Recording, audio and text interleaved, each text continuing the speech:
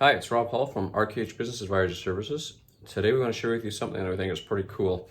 We did a turnaround and we took a company that had 5 years worth of issues and in 6 months put them back on their feet. So I want to share this with you. If you're struggling at all, maybe there's a hint or two that you can pick up from this.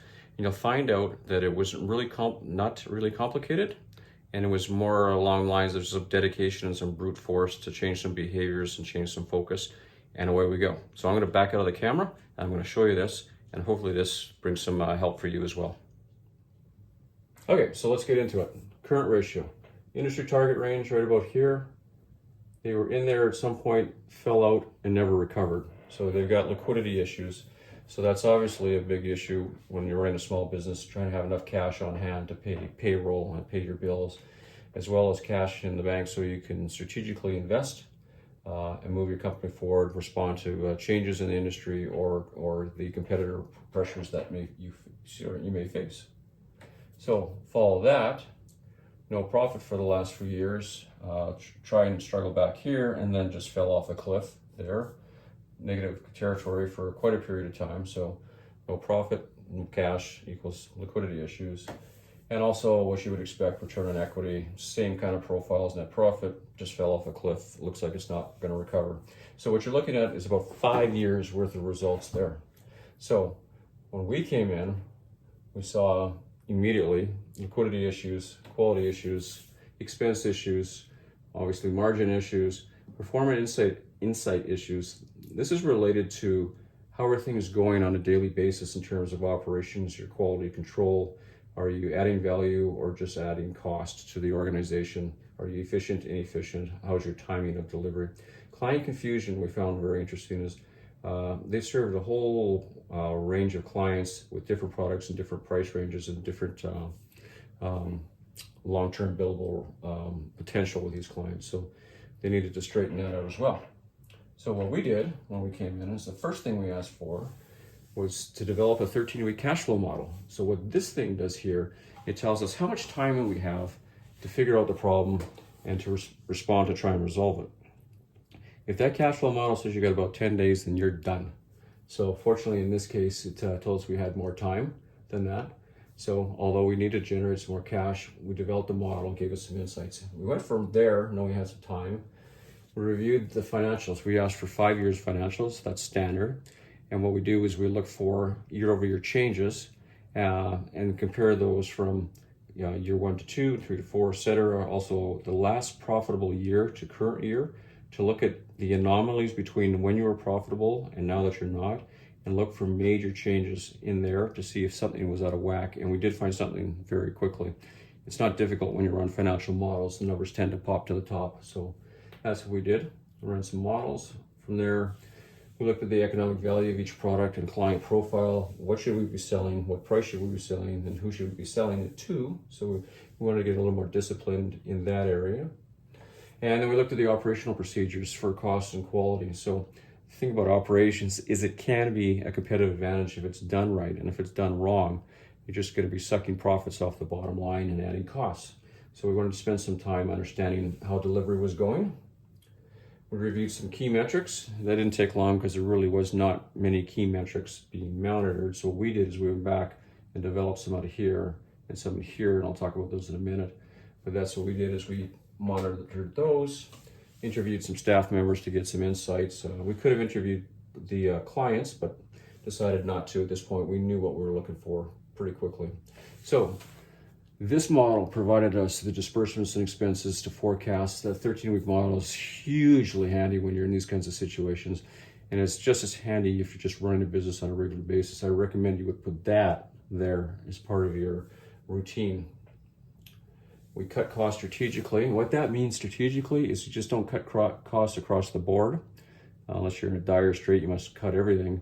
What we tried to do was cut costs where it wouldn't impact the long-term strategy of the organization, assuming that we were able to get it back on its feet. So we were selective in what we cut. We reduced the inventory. We found that there was a pile of inventory. The interesting thing here is the inventory was for clients.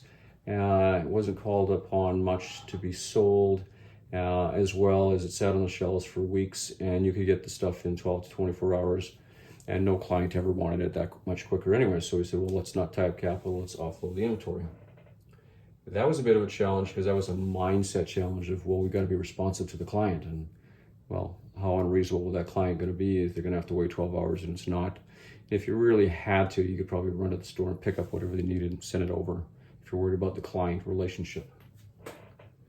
We implemented operational success procedures. We started measuring things. We had daily stand-ups to figure out how things were going until it started to smooth out. Daily stand-ups, probably a good thing to implement in a small business as well. Figure out where everybody's at, any blockers they have, and what are they going to do today, what are they going to do tomorrow, how did yesterday go. Provides you, as a leadership team, great insights, and also make sure everybody understands the vision and you got a good handle on what everybody's doing. Implement a financial dashboard, took a few key metrics out of the 5-year financials here. We just put a few on there, and this is the interesting one. We found one key metric in the operations that drove everything else in the organization. One. So understand the maturity of the organization. We didn't want to build huge dashboards here because we felt that they just would not be able to maintain them. Their eyes would be on the operations and not running this. So we put a few in here, but we grabbed one right here, one. So you can look at that. It's a daily metric, so it's not going to get away from you. It takes you about 5 minutes to look at the metric. And from there, you can have some very focused conversations. So that we found very interesting when we discovered what that was. It's the tree effect, right? You just planted the one seed and all the branches came off of that. So not complicated.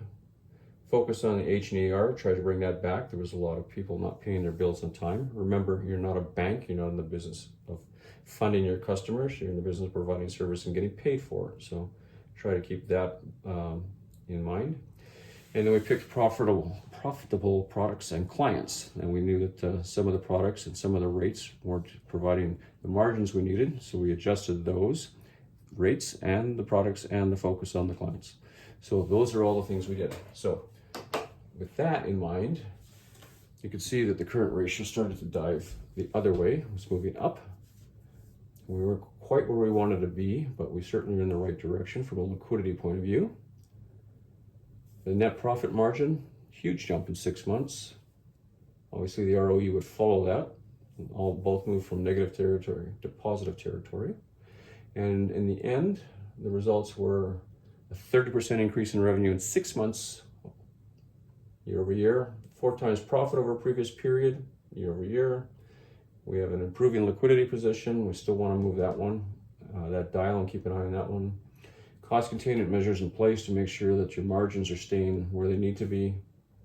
Shifted to higher focus margin products and clients, and implemented a KPI dashboard. This is key, but again, we understood the sophistication of the firm.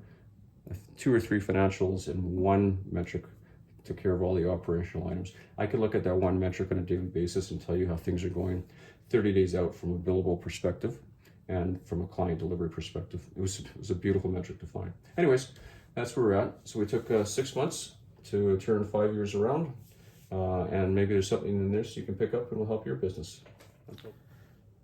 So pretty good results. A couple things. 1, don't wait so long. 2, stick with it. It's going to feel a little uncomfortable because it's different. But 3, take the advice and keep working it, because in the long term, it's going to work out for you. Now, everybody's sleeping a little better. Things are going well at the company to this day. So I think they've understood the importance of looking at key financial metrics, liquidity, the right customer, the right service, really taking your operations and turning them into a center of excellence, let's call it that. So find a metric, find 2 metrics, find your focus, and off you go. None of this took any capital. It just took time and brute force to stick with it. So there's a will, there's a way, as they say, and in this case, there was a way. Cheers.